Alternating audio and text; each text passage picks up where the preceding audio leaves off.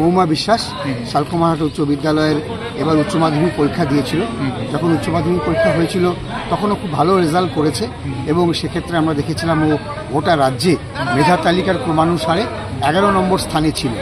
এবার তারপরে ও রিভিউ করবার পর ও 2 নম্বর বেড়ে যায় এবং তারপরে সরাসরি ও মেধা তালিকার প্রথম 10-এর মধ্যে চলে এসছে। এটা খুবই আনন্দের বিষয়।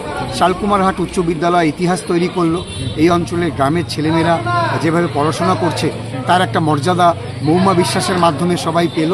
মৌমা বিশ্বাসের এই ফলাফল আমাদের শালকুমার 1-2 এই এলাকার সমস্ত গ্রামীণ এলাকার ছাত্রছাত্রীদেরকে অত্যন্ত উৎসাহিত করবে। তারাও আগামী দিনে ভালো করে পড়াশোনা করলে তারা যে রাজ্যের মধ্যে স্থান করে নিতে পারে এটা প্রমাণ হয়ে গেল। আমাদের এই উত্তর বাংলার একদম প্রত্যন্ত এলাকা শালকুমার 1-2 এখানকার ছাত্রছাত্রীরাও যে পিছিয়ে নেই, আমরাও যে রাজ্যকে টক্কর দিতে পারি, আমরাও যে কলকাতা এবং ওই দিককার শহরকে টক্কর দিয়ে ভালো রেজাল্ট করতে পারি, এটা আমাদের ঘরের মেয়ে মৌমা প্রমাণ করেছে। তাই মৌমাকে আজকে এই স্কুলের থেকে সম্বর্ধনা জানানো হয়েছিল। সেখানে আমিও এসে মৌমাকে একটু সম্বর্ধিত করলাম।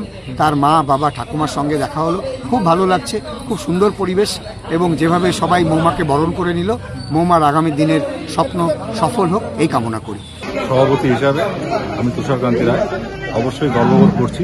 রাজ্য মেধা তালিকায় আমাদের বিদ্যালয়ের ছাত্রী মৌমা বিশ্বাস 9ম স্থান অধিকার করেছে। প্রথম দিকে সে 11 পজিশনে ছিল, 487 নম্বর। বর্তমানে সে গতকাল যে পিপিএস করে 2 নম্বর বৃদ্ধি হয়েছে এবং সে মেধা তালিকায় রাজ্যে 9ম স্থান অধিকার করেছে।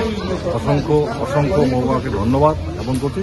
সাথে এলাকাবাসী সকলে উদ্বুদ্ধ হয়ে তাকে এবং এই এলাকায় যাতে একটা শিক্ষার পরিবেশ তৈরি হয় এই উদ্দেশ্যে তাকে দেখে ছাত্রছাত্রীরা আগামী দিনে উদ্বুদ্ধ হয়, এই উদ্দেশ্যে তাকে নিয়ে করা হুটখোলা জিপির গাড়িতে সকলে মিলে রাস্তাঘাট প্রদক্ষিণ করলো এবং আনন্দিত আমরা সকলে মিলে আরেকবার তার জীবনে সাফল্য কামনা করি।